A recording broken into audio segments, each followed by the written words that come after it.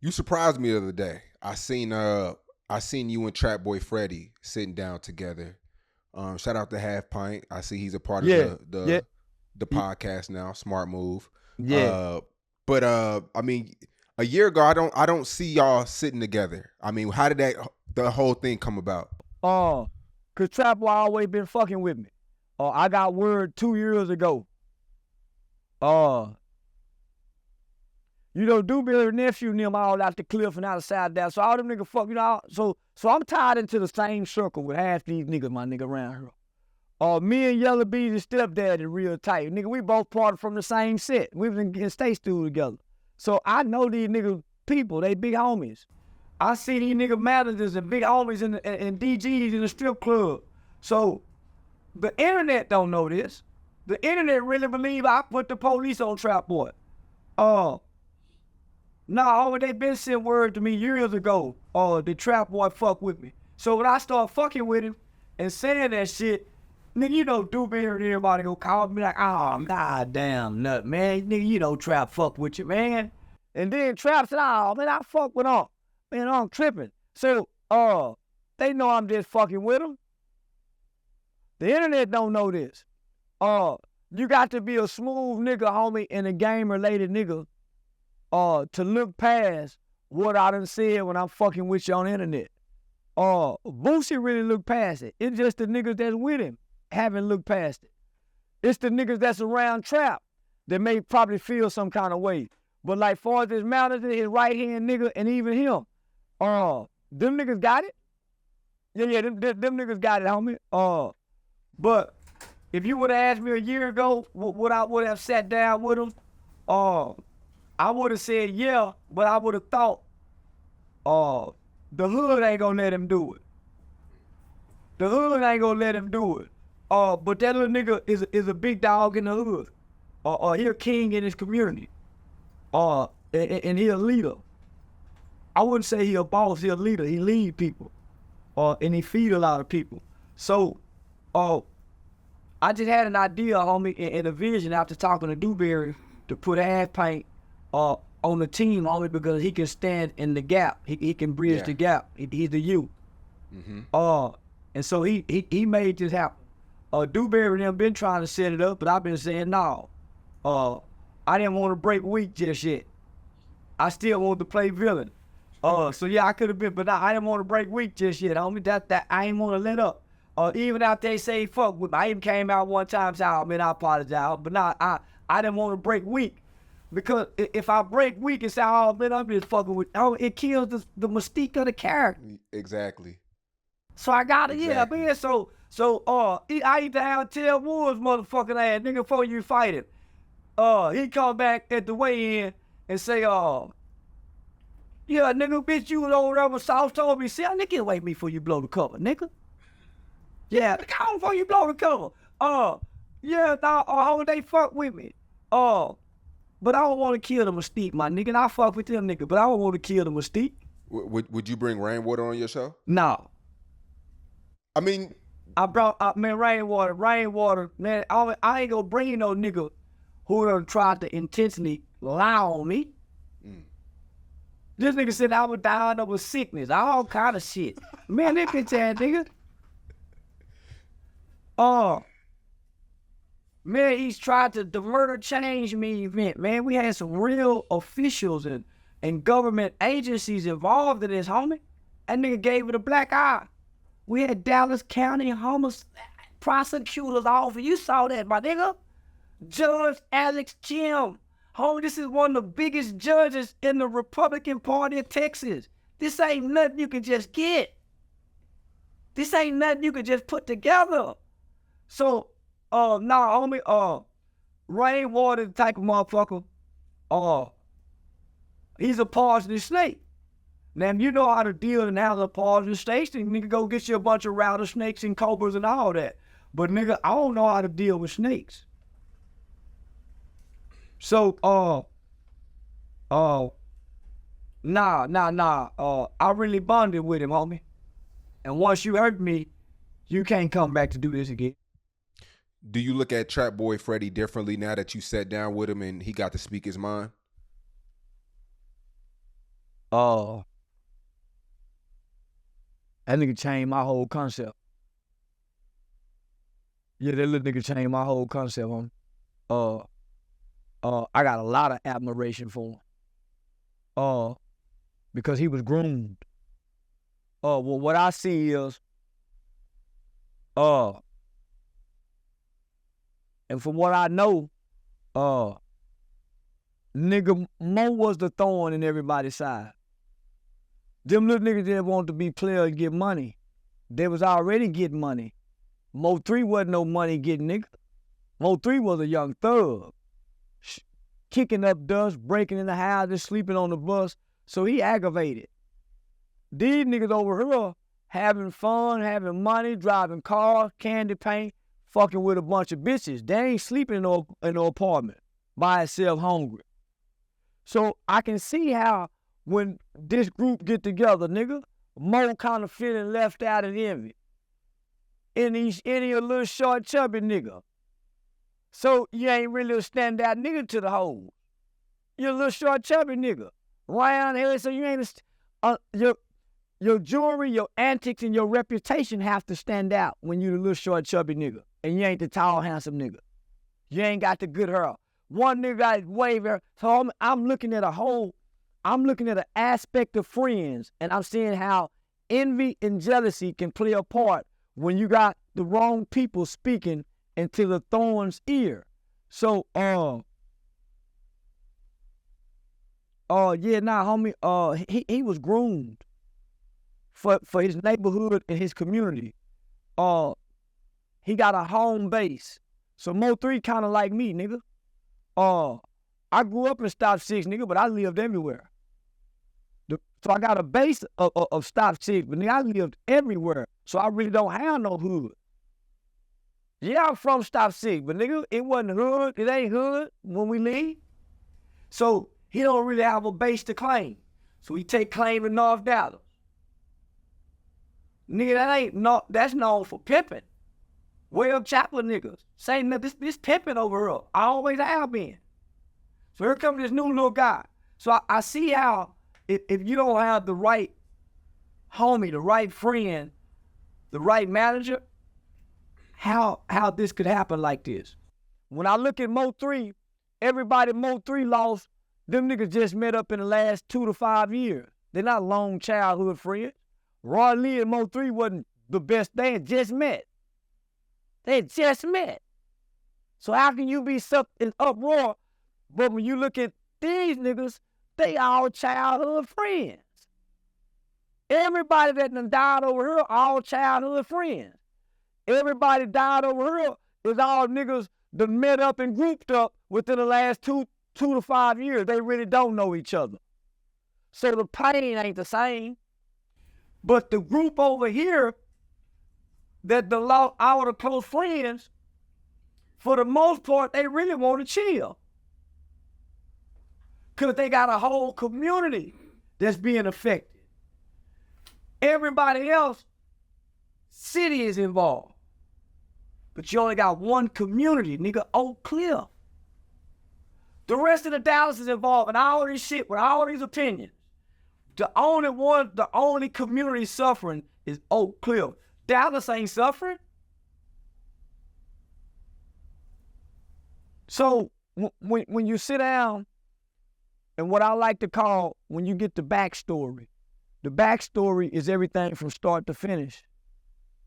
When you get the backstory, that's why I publicly apologize.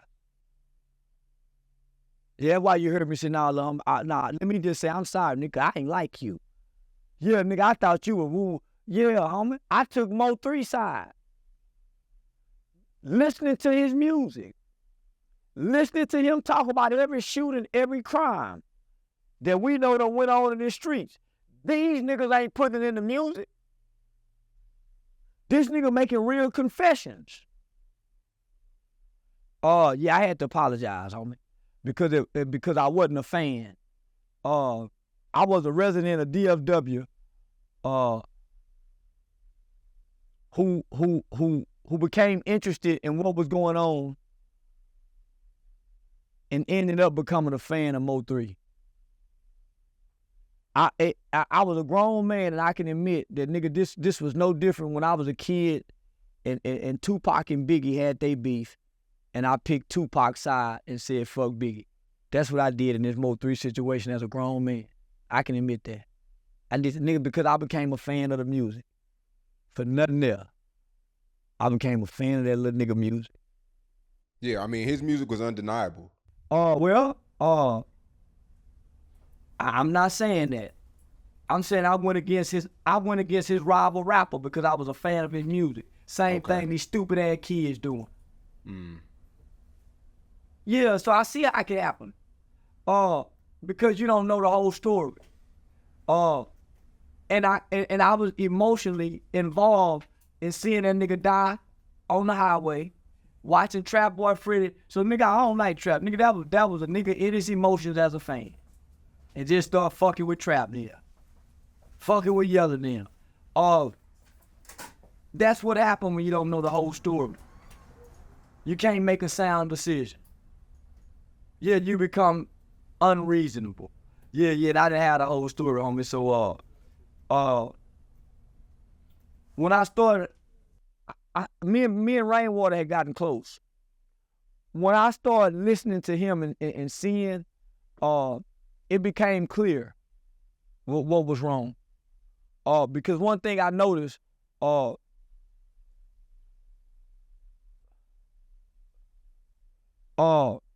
was a lot of people that benefited from Mo3's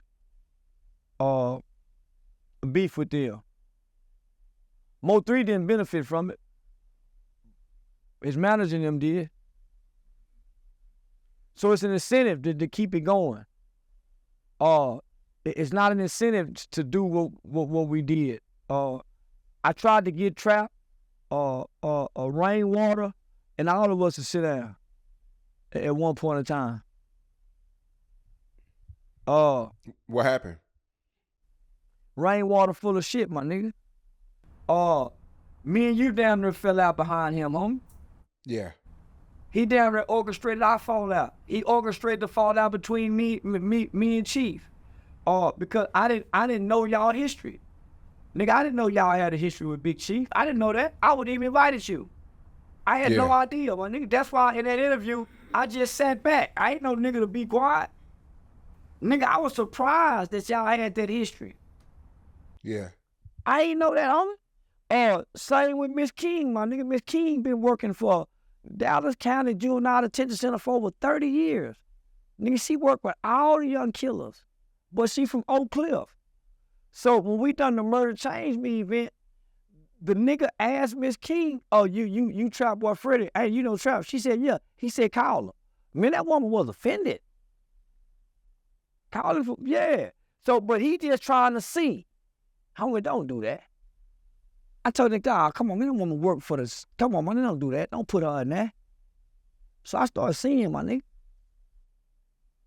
I started seeing that the reason they couldn't sit down is because if some people didn't want them to sit down, homie. Because they couldn't control the whole situation and narrative. And that's what that was all about. If it was a benefit to keep them little niggas divided for one person. And if I'm loyal to this one person who's keeping me divided, then he'll reap the rewards, but I won't grow as an artist. And that's what happened. And so I started seeing that with every artist that came after Mo3 to Rainwater, whether that was Baby C. That motherfucking video that he just released, nigga, we shot that bitch down there 2 years ago. When I first went to the 85 South show, if he would have released that shit then, that little kid, Baby C, would be big right now. He's been on tour with Kevin Gates. Lil GM. I mean, there's no way that nigga Rainwater supposed to be having Lil GM, homie, and this nigga can rap in Spanish and got the kind of swagger he got, homie, and he ain't pushing this shit. I mean, the kind of mind Rainwater got. So I watched him take these young niggas' budgets, done them, and okay, I'm gonna go spend $100,000 on this. Man, get that nigga that $100,000. so he can go get out, so it can keep him, so he can get the control. So I saw that. And so I said, this what happened. So now I get to sit down and interview Trapboy Freddy, get his side of the story. My nigga already know involved. So when you get the full story, homie, my view changed. I once admired Rainwater, had a lot of admiration and respect for him. I think he got a genius mind when it comes to developing poor kids and becoming artists, whether they're a singer, whether they're a rapper, or whatever. But he's dishonest, he's disloyal, and he like mess. He like mess. And as a manager, and as somebody who's you can't be in the mess. So when you got direct connection to Ghazi and you can't be in the mess, only because these are executives and they don't want to be tied to mess. It's all right to be in some situations. That's gonna happen. But when you constantly in mess, nah. So that's why I got away from him. And so when I had the opportunity to sit down with Trapboy Freddy, I took it. I thought it was a great idea. Half Pain them came up with. Dewberry them brought it to me last year. I was like, man, I really don't want to fuck with them rap nigga. Man, let him know I fuck with him. But what I see now, homie, you can't ignore the rap niggas because the kids won't ignore them. You gotta fuck with these niggas. Whether you the NBA, the NFL, the criminal justice system, the probation department, the school, you gotta fuck with them because the kids don't ignore them. So you get mad when they take a Section Red to a high school. You get mad when they take Go Yayo to a high school. But it's an incentive in it. It's an incentive in it. I think it becomes a teaching tool where teachers, the faculty and administrators become a lot more human to the kids, and the kids become more open to listen and take criticism and instruction because they feel like they can relate more because you can relate to them through these fucking rap. Have you met Yayo before? No, I never met that little motherfucker. Not since he played Little League football for the Falcons. I met him when he wasn't Yayo. When he was Lil Kyron, being coached by Big Dome and Dante and them over there with the Falcons. So I knew when he was Lil Kyron. Man, Yayo's a fucking superstar, man. You see, Billie Eilish was listening to his music. Like, I've been telling everybody he got the it factor, homie. He got the it factor. He got it. I ain't never denied that. I never denied the influence that nigga got, homie. He just crashed out. He'll be home in 100 days. Yeah. I mean, that's a Fort Worth native. Is that somebody you know? I know you don't. I mean, is that somebody you'll like to have on your show as well? Fuck no. Stupid ass little nigga. I don't want that stupid ass little motherfucker on my show that can't barely read or write. Hell no. He got to crash out again before he get to come on my show. Go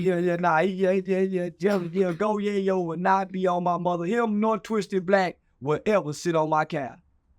If they can't ever come. Yeah, I'll quit the show before they come. For Twisted Black Go Yayo ever come to the game related podcast, I'll quit the show. Yayo never said nothing bad about you though. Yeah, he did. He made a song about me. That Channel 8 News song. He made a whole and I became a fan of that nigga when he wrote that song. Cause it was a badass song. Yeah, that song is about me. And if you go look on the video, you'll see the nude clipping of my face with them glasses on right there in the corner. I remember that. Nah, nigga. I done cussed out his mom and his daddy. Damn. Everybody was mad at me when I did that to that shit, that little nigga. I got into it with the city over that nigga. And I'm telling the city, nigga, it ain't a damn motherfucker in the city bigger than Charleston White. Go Yayo included. I wouldn't give a fuck who playing in music. Nigga, I done become worldwide known in Russia. All over now, nigga. I got worldwide analytics. And then when you go to TikTok, nigga, it's 1.5 billion Charleston White video viewed. That's just hashtag. It ain't Charleston White. Charleston White Challenge got another 30-something million. So these niggas have to come conquer the social media world to be bigger than me now. You know, and I'm gonna squabble with him when he come home. I'm gonna intentionally pick a fight with him. He got the nigga when he come home, I'm gonna be the first nigga out of the fuck Go Yayo, nigga. Convict ass nigga. Can't get your own. Yeah, I want he gonna get the twisted black treatment. They better not throw him no welcome home party. Dumb ass nigga, young nigga done crashed out. He's supposed to be bigger than Lil Baby. He was supposed to be big. Huge. But because he's a dumb gangster playing Fort Worth nigga, he crashed out. It ain't too late. I don't think it's too late. It is. I want all young people to know you can miss your blessing. It is too late. He'll never be big as he was if he didn't crash out. Yeah, he'll go get some more fame and popularity. He will. But he won't be a Lil Durk, and he won't reach their status or level. You're always one hit away. And one thing about Yayo can make some decent records. And he knows how to, and like yourself, he knows how to entertain. That's why I won't count him out. He's not one of the people who shies away from the light. Michael Vick got to come back to the league, but Michael Vick wasn't the same Michael Vick. You got a window, homie. And everybody in the industry knows this. You got a window. You can miss your window. Yeah, you can come back in, but that light won't be as bright. The benefits won't be what they was because everybody know you missed your mark. A lot of people scared of him too. We're not scared of him, but he's a liability. You missed your mark. When you got into it with T.I. backstage, when you walked away from QC and them, you missed your mark. Now, not that God don't allow your gifts to make room for themselves. But boy, when you call and that light is shining, you supposed to be where you got to be for you to go to become who you are, homie. And you can miss your mark. You can still come back and recoup what you did, but man, you missed it. You were supposed to be a big star. You supposed to be a big star, homie. You missed it. Y'all had a dream team. Bugatti Casino, Go Yayo, Ronnie, CJ Casino. Man, y'all little Ronnie, y'all had a dream team. Y'all was the hottest niggas in the country. All of y'all that Soulja Boy house, Lil Durk, all of y'all was together. That's them the niggas who went out to the league and you fucked up in college. They all in the league start now. You trying to come back come on, homie. It's no difference. You missed it. Homie, he had the baby in Fort Worth. The baby used to be with Go Yayo. He missed it. Not that he can't come back and use his gifts and his talents to make money, feed his fans. He can't be big again.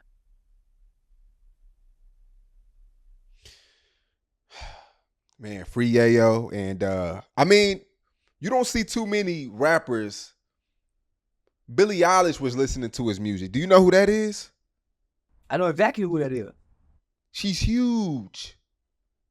Listening to Yayo. This is somebody who haven't been on the blogs, who haven't been on, he's in a box right now. He can't even get access to a phone. He can't even call nobody. And she's listening to Yayo. That says a lot. Kanye West listened to Charleston White. 50 Cent listened to Charleston White. LeBron manager listened to Charleston White. I got a call from G Unit Camp. Man, we listen to you every day over at G Unit. That don't mean nothing. That don't mean nothing.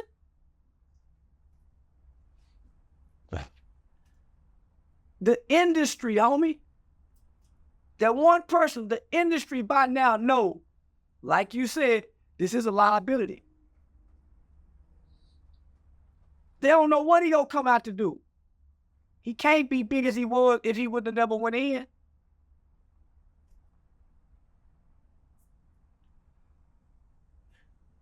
It ain't the same now. What he gonna come on and rap with? Who he can beef with? What, he gonna have some good raps, but come on, homie, I ain't gonna come back and be big when Lil Baby and Lil Durk and them canceling their show. The old niggas is selling out shows. The young niggas ain't doing shows. Yeah, you can stream on Instagram, TikTok. Come on, homie. Who's selling out shows with their music? Who can book for club with their music?